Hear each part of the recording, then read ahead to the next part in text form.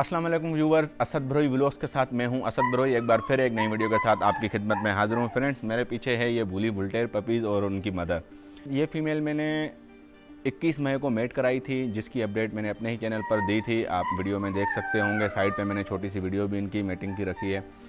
तो 19 जुलाई को इनकी ब्रीड हुई मेरे पास, और 19 जुलाई से लेकर आप ये देख सकते हैं कि मैंने उसी टाइम से जब ये इनकी ब्रीड हुई तब से मैंने इनकी वीडियो बनाना शुरू की, और तब से मैं आपको इनकी अपडेट दे रहा हूँ। आज ये पपी तकरीबन 18 दिन के हो चुके हैं, और ये स्पेशली बुली बुल्टेर लवर्स के लिए है। बहुत से मेरे दोस्त हैं जो सिर्फ़ और सिर्फ बुली बुल्टेर लवर्स हैं, और वो भी स्ट्रॉन्ग लाइन चाहते हैं कि हमें स्ट्रॉन्ग लाइन के पपीज़ चाहिए। तो ये बिल्कुल उसी तरह मैंने ये फ़ीमेल अरेंज की, और उसी तरह जो है ना कि लास्ट टाइम भी मैंने लास्ट ईयर भी इसकी ब्रीड कराई थी। उन्हीं बुली बुल्टेर लवर्स को मैंने इसके पपीज़ दिए थे, और अब दोबारा मेरे पास ये ब्रीड हो चुकी है। तो फ्रेंड्स, ये मैं आपको इसके बारे में बताता जाऊँ। आज की वीडियो बड़ी इन्फॉर्मेटिव होने वाली है कि देखें, बहुत सारे सवाल बहुत सारे लोग मुझसे पूछते हैं कि जी मेरे पास जो है ना कि फ़ीमेल ने 57 डेज़ में ब्रीड कर दी, मेरे पास जो है ना कि 60 डेज़ में हो गई।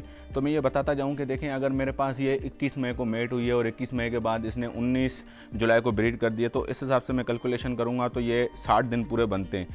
60 दिन, 61 दिन, 62 दिन और 57 दिन, 58 दिन, 59 दिन, तकरीबन मेरे पास, मेरे एक्सपीरियंस के मुताबिक मेरे पास जितनी भी ये 57 दिन तक की जितनी भी ब्रीड्स हुई हैं ये सेव रही हैं।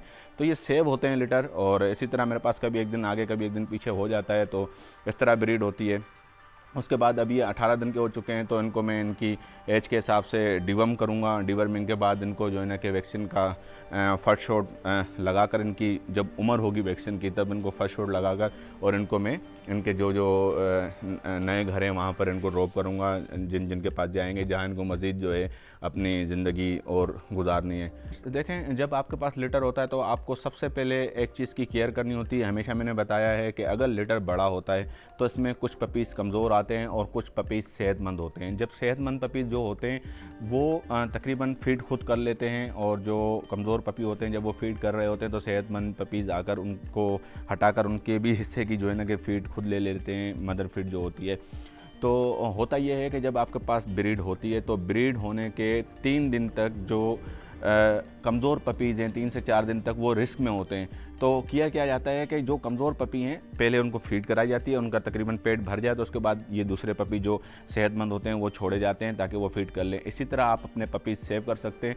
3 से 4 दिन तक ज़्यादा कमज़ोर पपी जो होते हैं वो एक्सपायर होने का रिस्क होता है। जो हो गए एक्सपायर तो वो नसीब, अगर जो 3-4 दिन सर्वाइव कर जाते हैं तो 30 से 35 दिन तक कुछ नहीं होता। उसके बाद फिर केयर करनी होती है।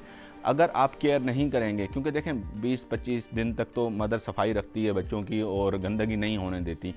उसके बाद सारी सफाई आपने करनी है, आपने ही अपने केज की सफाई करनी है। जो भी अंदर गंदगी होगी आपने सफाई करनी है, सुबह दोपहर शाम तीनों टाइम करनी है, और ब्लीच से फ़र्श को धोना है और उसकी जगह साफ़ सुथरी रखनी है ताकि जम्स वगैरह ना लगें पपीज़ में। और कोशिश करके, जिस तरह ये मेरा चैनल बना हुआ है, तो बड़े डॉग्स में पपीज़ को ना रखें।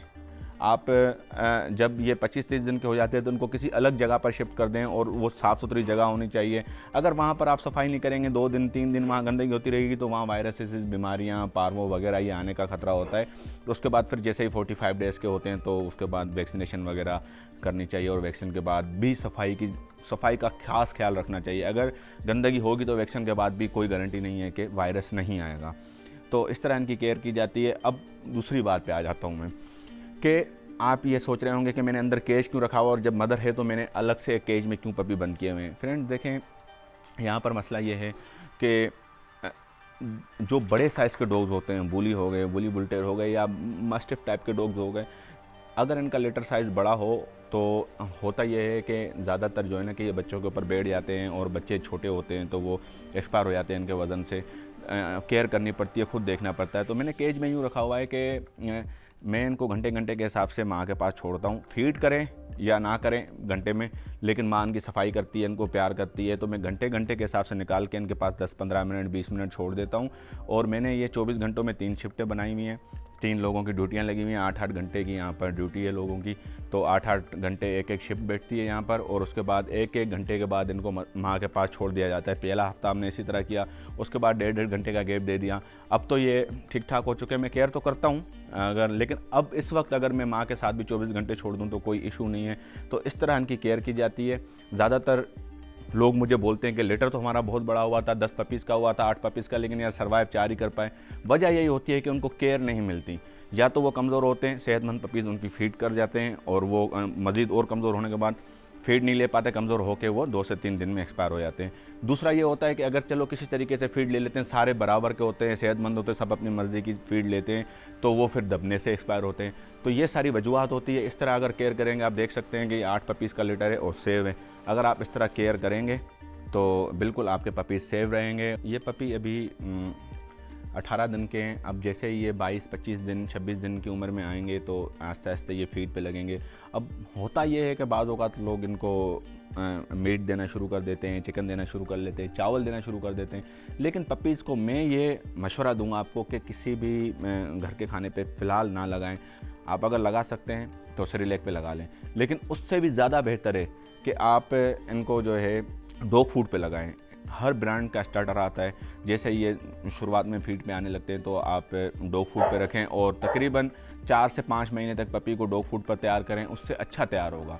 डॉग फूड पे पपी का स्ट्रक्चर बनता है, पपी की हाइट निकलती है, और इसी तरह आप अगर इसको तैयार करेंगे तो एक अच्छी साइज़ का डॉग आपके पास तैयार होगा। अक्सर ऐसा होता है कि जब लिटर होता है और जब वो खाने पीने के काबिल होता है तो हमें पता नहीं चलता। हम जो मदर को पानी रखते हैं या हमें पता नहीं होता, हम लाइन का या नॉर्मल पानी देते रहते हैं, तो उससे भी पपीज़ बीमार होते हैं। कोशिश करें जब तक पपी छोटा है, 2 से 2.5 महीने तक की उम्र तक, उसको मिनरल वाटर दें, जो घर में हम खुद पीते हैं, साफ़ पानी, फ़िल्टर पानी दें जब तक वो 2, 2.5-3 महीने का हो जाए। उसके बाद वो थोड़ा स्ट्रॉन्ग हो जाता है, उसके बाद वो कोई भी पानी पी सकता है। लेकिन शुरुआत में कोशिश करें कि पानी भी आप उसको मिनरल वाटर दें।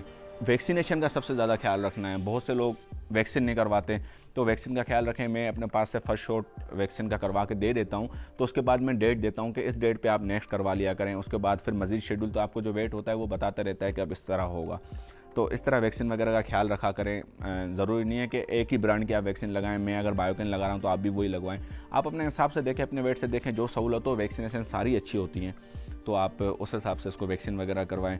तो मज़ीद में इनको अब जैसे ही इनकी एज आएगी वैक्सीन की, तो इनको मैं वैक्सीन करूँगा इनकी, और इनकी डिवर्मिंग की एज आएगी, मुझे फ़ील होगा कि इनको डिवर्म करना चाहिए तो मैं डिवर्मिंग इनकी करता रहूँगा।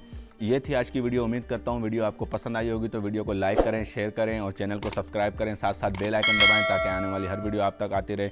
इसी के साथ साथ मुझे और मेरी टीम को और इन क्यूट से पपीज़ को दीजिए इजाज़त। फिर मिलेंगे नेक्स्ट वीडियो के साथ। अल्लाह हाफिज़।